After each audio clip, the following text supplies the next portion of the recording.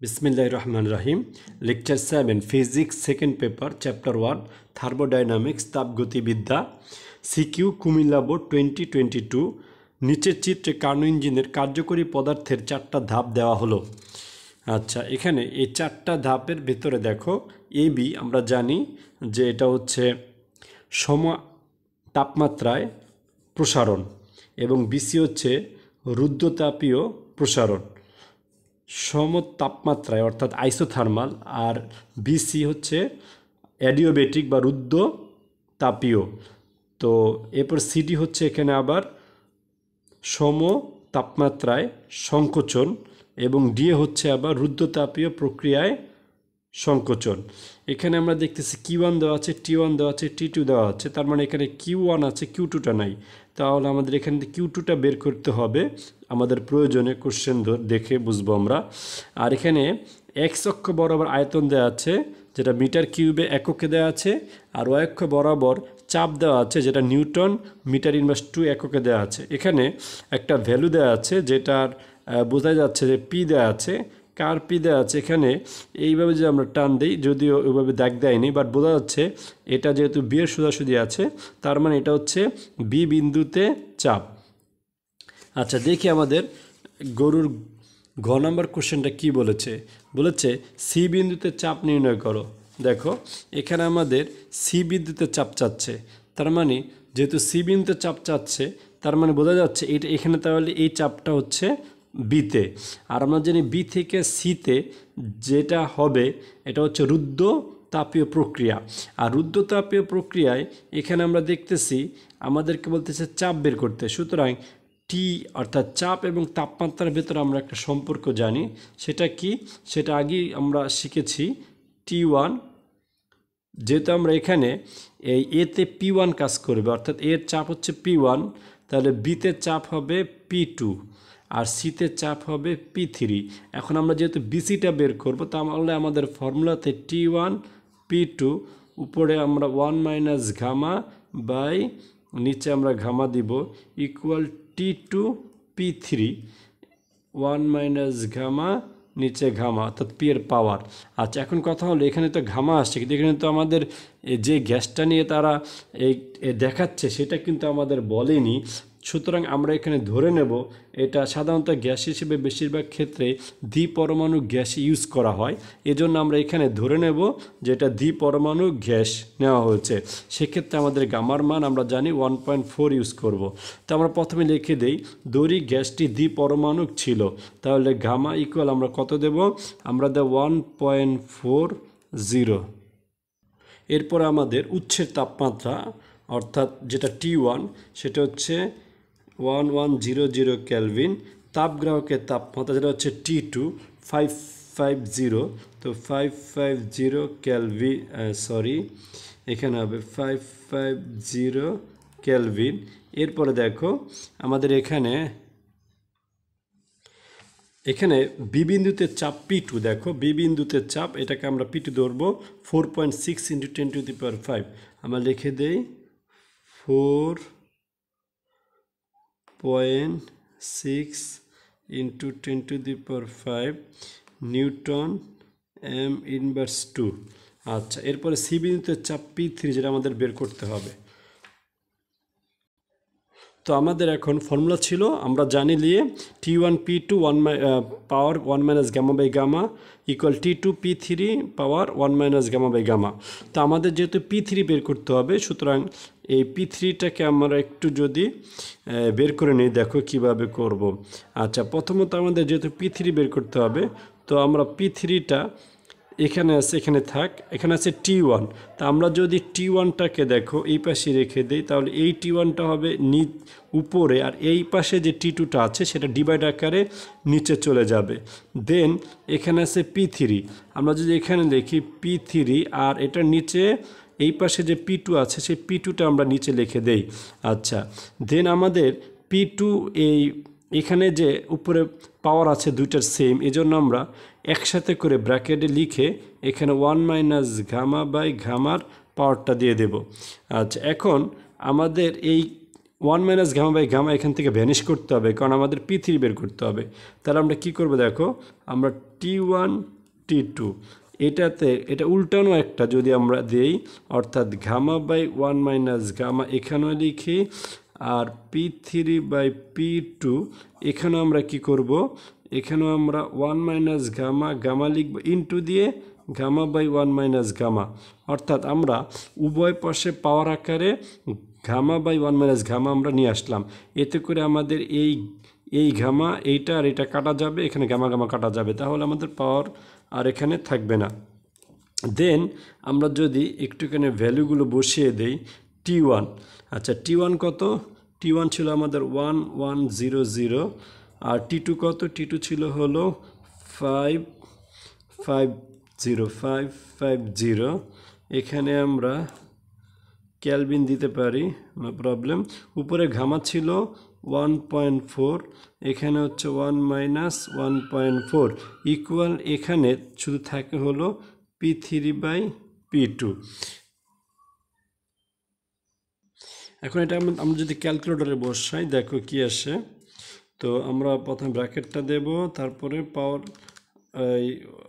এটা দেব 1100, উপরের ভ্যালু নিচে 550, দেন আমরা পাওয়ার আকারে আবার এটা নিয়ে আসবো, উপরে হচ্ছে 1.4 ডিভাইড নিচে 1 মাইনাস 1.4, আচ্ছা কত আসে, আসতেছে হলো এখানে ভ্যালু 0.088, আমরা যদি লিখি 0.088, এরপরে দেখো 3 আছে, 3 পরে 8 আসছে, সুতরাং 3টা আমরা 4 বানিয়ে দিই, 0.88 আর একটু ভালো হয় যদি আমরা স্ট্রাক এটাই লিখি, এখানে আমরা ইকুয়াল দিয়ে P3/P2 ভ্যালু, আচ্ছা P2 ভ্যালু কত ছিল, P2 ভ্যালু ছিল 4.6 ইন্টু 10⁵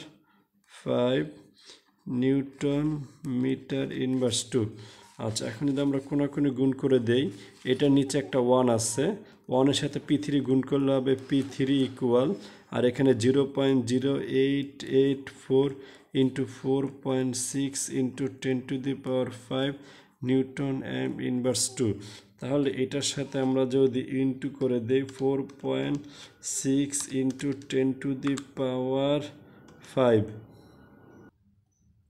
তাহলে আমাদের ভ্যালু কত আসে, আমাদের ভ্যালু আসে হলো ইকুয়াল, তার মানে পাচ্ছে হলো আমরা 4065.8.63 অথবা 64 নিলেই আমরা, যেহেতু 9 আছে 3-এর পরে, এত নিউটন ইনভার্স 2। তো এটা হচ্ছে আমাদের গরুর গয়ের উত্তর। আচ্ছা নেক্সট আমরা ঘোড়ার গ করব। আচ্ছা ঘোড়ার গতে বলতেছে প্রতিটি ধাপে এন্ট্রপি হিসাব করে ইঞ্জিনটির প্রত্যাগামিতা কি যাচাই করা সম্ভব, গাণিতিক বিশ্লেষণপূর্বক তোমার মতামত দাও। তো ইঞ্জিনটির প্রত্যাগামিতা, অর্থাৎ যদি ইঞ্জিনটা সাপোজ সে ফর এক্সাম্পল এ থেকে কাজ করে বিতে গেল, এক্ষেত্রে সে এ থেকে বিতে কাজ করার সময় যতটুকু শক্তি শোষণ করবে, আবার সে একইভাবে বি থেকে এতে এসে একই পরিমাণ কাজ করে সেই ততটুকু পরিমাণ শক্তি আবার ছেড়ে দেবে। তাহলে যদি গ্রহণ করা আর ছেড়ে দেওয়া শক্তির পরিমাণ কি হয়, সেম হয়ে যায়, অর্থাৎ 0 হয়ে যায়, তখনই ইঞ্জিনটি প্রত্যাগামিতা হবে। তা আমাকে এখানে এন্ট্রপির মাধ্যমে বলতেছে যে বের করো। তো চলো আমরা যদি দেখে নেই একটুখানি, এই জায়গাটাতে রুদ্ধতাপীয় প্রক্রিয়া হচ্ছে বিসি এবং হচ্ছে হলো এডি। তো এই বিসি এডি অর্থাৎ দ্বিতীয় এবং চতুর্থ ধাপ, এখানে যেহেতু রুদ্ধ তাপ অর্থাৎ তাপের কোনো পরিবর্তনই হয় না, সুতরাং এই দুইটা জায়গায় এন্ট্রপিরও কোনো পরিবর্তন নয়, অর্থাৎ এন্ট্রপি এখানে কত হবে, 0 হবে। তো আমরা এটা লিখে নেই, আমরা লিখে নেব রুদ্ধতাপীয় প্রক্রিয়ায় এন্ট্রপির কোনো পরিবর্তন হয় না। উদ্দীপকের চক্রটির দ্বিতীয় ও চতুর্থ ধাপে এন্ট্রপির পরিবর্তন ΔS2 = 0, ΔS4 = 0। সুতরাং আমাদের এখন বের করতে হবে ΔS1 এবং ΔS3। আচ্ছা তো এখন এখানে আমাদের তাপমাত্রা, উচ্ছেদ তাপমাত্রা দেওয়া আছে, যেটা আমরা আগের কোশ্চেনই দেখেছি। আবার একটু যদি দেখি, উচ্ছেদ তাপমাত্রা হচ্ছে 1100 K। এরপরে আমরা দেখতেছি তাপগ্রাহকের তাপমাত্রা T2, সেটা দেওয়া আছে 550 কেলভিন। আচ্ছা এখন Q1 দেওয়া আছে এখানে, যেটা হলো যতটুকু হিট এখানে কি করা হয়েছে, ইনিশিয়াল তাপ যেটা, সেটা হচ্ছে 500 জুল Q1।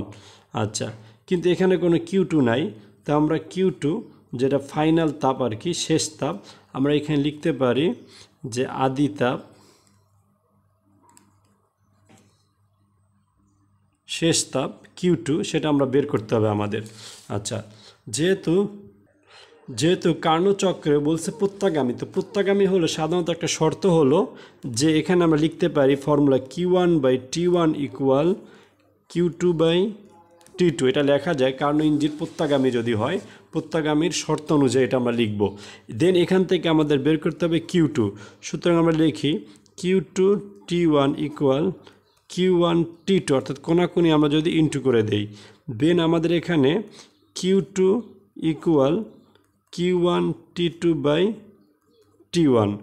তো আমরা যদি ভ্যালুগুলো বসিয়ে দেই, আমাদের ভ্যালুগুলো কী কী ছিল, আমাদের Q1 ছিল হলো 500 জুল, ইন্টু T2 ছিল 550 ক্যালভিন, আর T1 হচ্ছে 1100 ক্যালভিন।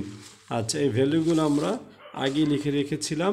তো এখন যদি এগুলো আমরা বসাই, দেখো এখানে ক্যালকুলেশন যদি করো তাহলে কত আসে, ক্যালকুলেটরে বসাইলে আসবে হলো আমাদের ভ্যালু 500 ইন্টু 550 ডিভাইড 1100।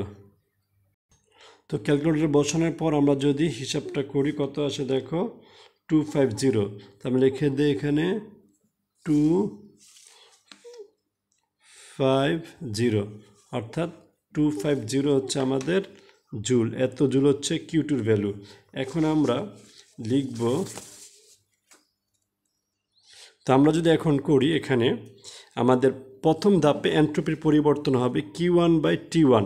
তো আমাদের Q1 এর ভ্যালু আমরা আগেই পেয়েছিলাম, সেটা কত, সেটা ছিল আমাদের 500। তো আমরা এখানে লিখে দেই 500 জুল, আর T1 কত ছিল 1100 ক্যালভিন। আচ্ছা, যদি আমরা ভ্যালুটা বসাই দেখো কি আসে, 500 ডিভাইড 1100, আমরা পাচ্ছি হলো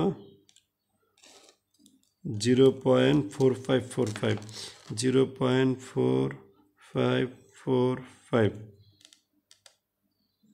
দেখো উপরে আছে জে আর নিচে আছে কে, এককটা কী হবে জে, কে উপরে আসলে কে ইনভার্স। একইভাবে তৃতীয় ধাপে যেহেতু সংকোচন হয়েছে, এখানে ফর্মুলাতে আমরা মাইনাস ইউজ করব, -Q2/TO2। তাহলে আমাদের এখানে এই Q2 কত, Q2 আমরা পেয়েছি হলো 250, যেটা আমরা একটু আগেই বের করেছিলাম 250, এটা আমরা উপরে লিখে দেই -250। আর T2 হচ্ছে যেটা আমাদের আগের ভ্যালুটা দেওয়াই আছে, অর্থাৎ 550, এখানে হচ্ছে জুল, এখানে হচ্ছে ক্যালভিন। এটাকে যদি আমরা করি তাহলে কি আসে দেখো, 250 ডিভাইড হচ্ছে 550, এখানে আসতেছে একই ভ্যালু 0.4545। আচ্ছা, J K inverse 1, J K inverse 1। তা আমরা পূর্ণ চক্রে অ্যান্টোমির পরিবর্তন আমরা লিখব, দেন আমরা লিখব পূর্ণ চক্রে অ্যান্টোমির পরিবর্তন ΔS1, যেটা আমরা পেয়েছি এখানে 0.4545 প্লাস ΔS2 0 প্লাস ΔS3, সেটা পেয়েছি এখানে 0.4545 প্লাস ΔS4, সেটাও পেয়েছিলাম 0। এত এখানে একটা মাইনাস হবে, কারণ ΔS3 ভ্যালুতে একটা মাইনাস ছিল, এখানে মাইনাসটা দাও। আর এখানে আমরা কি করি, একটা মাইনাস দিয়ে দিই, মাইনাসে প্লাসে এটা আমরা মাইনাস করে দিই, মাইনাস, তাহলে এত হবে জে কে ইনভার্স 1। আচ্ছা, তাহলে টোটাল ভ্যালু আমরা যদি দেখি, এখানে অ্যাকচুয়ালি যেহেতু এটাও মাইনাস এটা প্লাস, তার মানে টোটাল 0 চলে আসতেছে, 0 জে কে ইনভার্স 1। সুতরাং এখানে দেখা যাচ্ছে যে আমাদের ভ্যালুতে অর্থাৎ জিরো পাচ্ছি আমরা। যদি আমরা জিরো পাই আমরা বলে দেব যে সুতরাং যে আগে লিখবা যে প্রত্যাবর্তী চক্রে এন্ট্রপি স্থির থাকে, অর্থাৎ পূর্ণ চক্রে এন্ট্রপির পরিবর্তন এখানে শূন্য। যেহেতু এটা এন্ট্রপির ক্ষেত্রে যদি প্রত্যাগামী হয় তাহলে অবশ্যই এন্ট্রপি পরিবর্তন শূন্য হতে হবে। যেহেতু আমরা শূন্য পেয়ে গেছি সুতরাং আমরা লিখে দেব শেষে আমরা জানি কার্ণচক্রে প্রত্যাগামী হতে হলে এন্ট্রপির মান শূন্য হতে হয়, অর্থাৎ স্থির থাকে। যেহেতু এখানে ইঞ্জিনটির মোট এন্ট্রপির মান শূন্য হয়েছে, অর্থাৎ মোট এন্ট্রপির পরিবর্তনের মান বা এন্ট্রপির মান শূন্য হয়েছে, তাই ইঞ্জিনটি প্রত্যাগামী ইঞ্জিন যা যাচাই করা সম্ভব হয়েছে। Thank you.